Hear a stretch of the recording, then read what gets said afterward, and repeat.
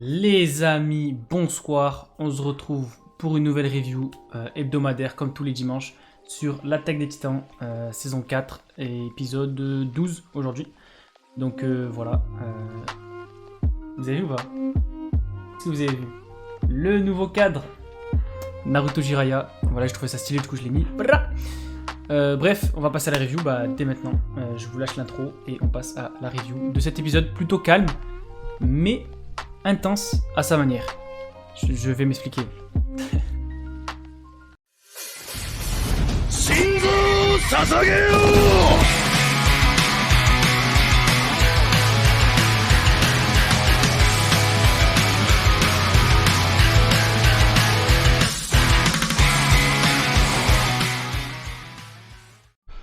Waouh, cette intro me procure des émotions, voilà.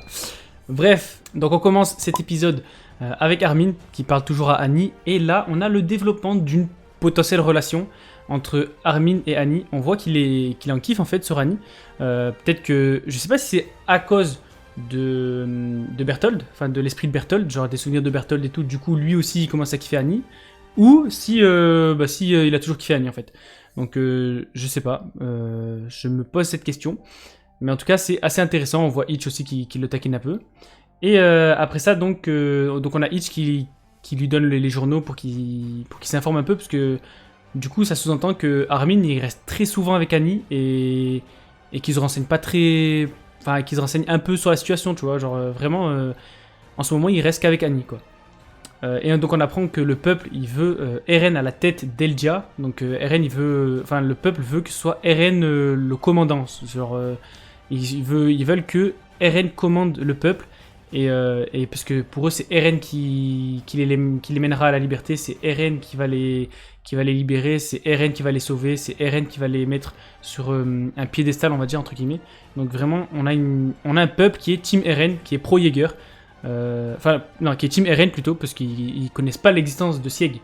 Enfin, ils connaissent l'existence de... Non, je crois qu'ils connaissent pas l'existence de Sieg, donc c'est vraiment un peuple pro-Eren, pas pro-Jäger, parce que du coup, ils connaissent pas Sieg, mais ils sont pro-Eren. Donc je trouve ça assez intéressant. En fait, ils sont pas méchants, c'est juste que eux, ils ont pas toutes les informations, et pour eux, c'est bizarre que Eren soit enfermé, et du coup, ils sont vraiment pro-Eren. En fait, chacun défend sa cause à sa manière. En fait, c'est pour ça qu'on peut pas dire qui est le méchant, qui ne l'est pas, quoi. Genre, l'anime nous fait un peu pencher vers un truc du genre Eren est un traître, il est méchant, il se fait manipuler par Sieg, mais en fait, pas du tout. C'est juste qu'il y a chacun a sa manière de voir les choses, et chacun a un plan en tête pour libérer Eldia. En fait, ils veulent tous la même chose, mais de différentes manières. Le peuple, ils veulent que ce soit Eren qui soit à la tête de l'armée, etc., et que du coup, tout le monde suit Eren. Eren, il veut faire le grand terrassement avec Sieg. Enfin, on suppose qu'il veut faire le grand terrassement. Et après, t'as la team Hanzi et tout qui veulent faire ça de façon pacifique. Et du coup, après ça, il s'ensuit le moment où Yelena et Pixis y parlent. Et t'as juste Yelena qui assume tout ce qu'elle a fait. Elle assume qu'elle allait voir Eren. Ou que Eren lui a rendu visite. Enfin bref, elle explique tout ce qu'elle a fait de mal, entre guillemets. Comme quoi, elle a fait des actions de traîtresse un peu. Donc elle explique à Pixis qui prend note et tout. Bon, je ne vais pas y repasser. Je pense que tout le monde a compris ce qui s'était passé entre eux. Et du coup, on a Onion Compon en fait qui était pas au courant que Yelena elle faisait ça. Genre, il n'est pas au courant des actions de Yelena, mais ça le choque pas en fait.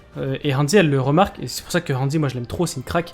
Pour moi, Hanzi c'est Erwin. Je dis pas qu'ils se valent. Erwin est bien au-dessus, mais pour moi, Hanzi, c'est Erwin sans la confiance d'Erwin. En fait, Erwin, il était confiant et il était sûr de ses convictions, de ce qu'il voulait. Donc, tu vois, ça rapporte un petit plus, tu vois.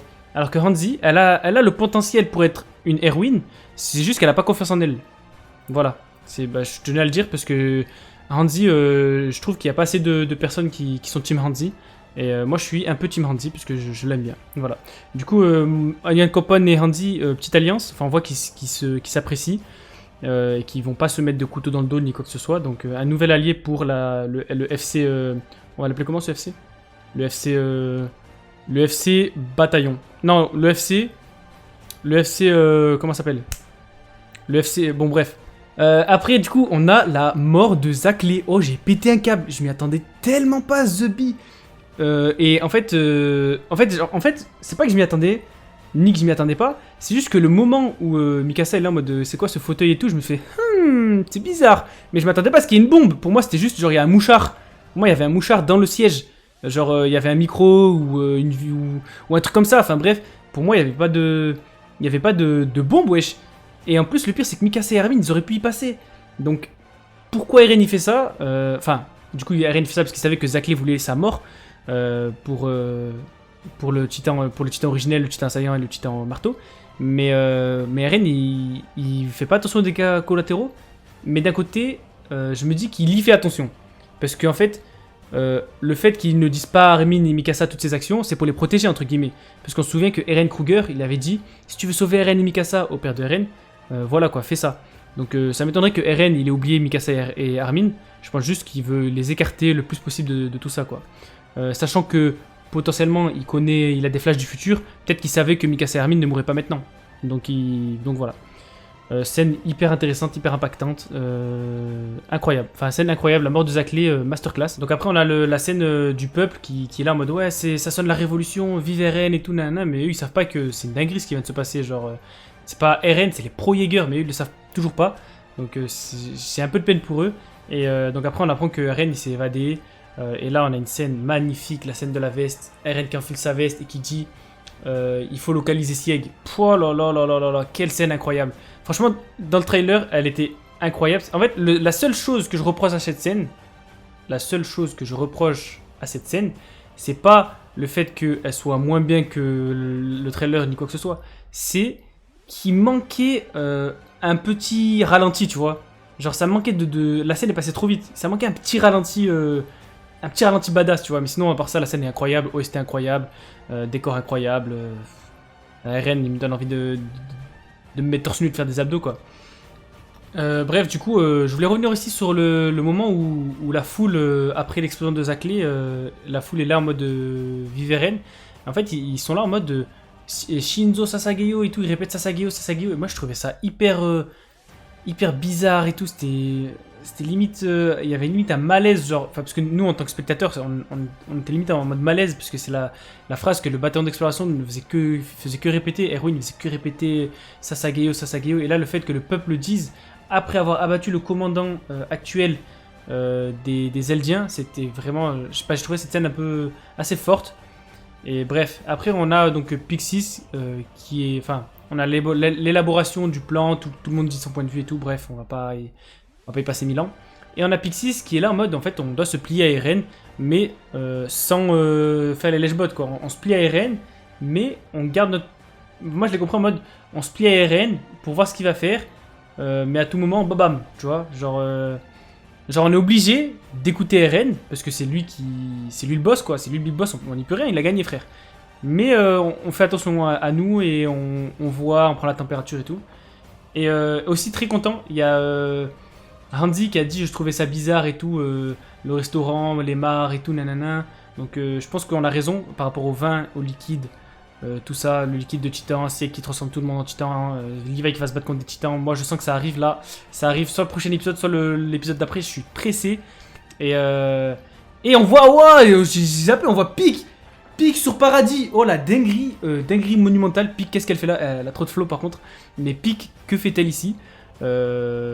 Très, très intriguant. Est-ce qu'elle est là parce que les Mars ont déjà commencé l'attaque, ce qui voudrait dire qu'ils sont plutôt rapides, on va pas se mentir, ou est-ce qu'elle est là parce qu'elle est avec Sieg? C'est une possibilité parce que Sieg et Pique en vrai ils étaient tout le temps ensemble, contrairement à Sieg, Reiner et Berthold, ils étaient pas tout le temps ensemble, alors que Sieg et Pique ils étaient vraiment ensemble, genre quand lui lançait le tonneau, quand il lançait les cailloux, il y avait toujours Pique à côté de lui. Mais je me dis aussi que c'est pas possible, enfin ça serait bizarre. Parce que ça voudrait dire que Sieg, limite, il l'a laissé crever à Revelio. Parce qu'il faut pas oublier qu'elle a explosé et tout, elle était full en sang. Est-ce que vraiment Sieg l'aurait laissé comme ça à Revelio s'ils étaient alliés? Je sais pas. Donc à voir, j'ai hâte de voir ça. Et vite fait pour terminer la preview, on voit Niccolo qui empêche Jean de boire du vin. Donc on voit que Niccolo il est un peu en mode putain je veux pas que lui il meure, je veux pas que lui se transforme en titan, c'est un mec bien et tout par rapport à Sacha et tout nanana. Donc on voit qu'il y a une prise de conscience de la part de Niccolo. Sacha Gabi, hâte de voir ce qui va se passer avec le restaurant, la rencontre avec Niccolo. À la fin, on voit Levi et Sieg, mes deux personnages préférés à l'heure actuelle. J'ai trop envie d'en savoir plus. Pour moi, il va y avoir une bataille de fou. Est-ce que Levi va survivre? Pour moi, oui, parce que ça sera que des titans de merde. Levi, c'est un beau gosse, donc pour moi, il va tout niquer. Après, peut-être qu'il se passe une dinguerie. Peut-être que Levi il perd un bras comme Erwin, ou il perd une jambe. Non, une jambe, je pense pas qu'il perdrait une jambe, parce que perdre une jambe, quand même, ça veut dire qu'il se défend plus. Il pourra plus se défendre. Tu peux pas te défendre sur une jambe, t'es pas casse-noisette.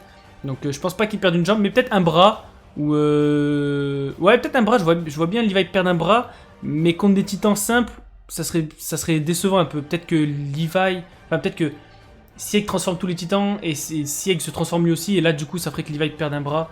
Donc je sais pas, mais j'ai hâte de voir ce qui va se passer. Et donc voilà. Et dernière chose à dire, désolé, là en fait normalement je vais couper la vidéo, mais j'ai une dernière chose à dire. En fait je viens d'avoir un flash en faisant le montage. Moi j'ai hâte de voir aussi Gabi et Falco, l'impact qu'ils vont avoir dans l'histoire, dans ce qui va se passer dans la bataille. Parce que en fait je viens d'avoir un flash de fou malade. Sieg, il a dit que Falco et Gabi étaient des erreurs de calcul. Ça veut dire que Sieg, depuis tout le début, il a tout prévu. Le vin et tout, nanana, tout ça c'est prévu. C'est un plan, c'est prévu. Zaclé qui meurt et tout, potentiellement prévu aussi. Mais Gabi et Falco, il dit bien c'est des erreurs de calcul. Ça veut dire c'est pas prévu. Et je pense que du coup Gabi et Falco vont faire des dingueries. Plus Gabi, puisque Falco, tu vois que c'est le mec gentil. Donc hâte de voir. Ah, là j'ai trop hâte. Dites-moi ce que vous en pensez de l'épisode, dites-moi ce que vous avez pensé de la review. Lâchez un commentaire, lâchez un follow, fais tout ce que tu veux mon ref. Et à dimanche prochain, portez-vous bien. Ciao.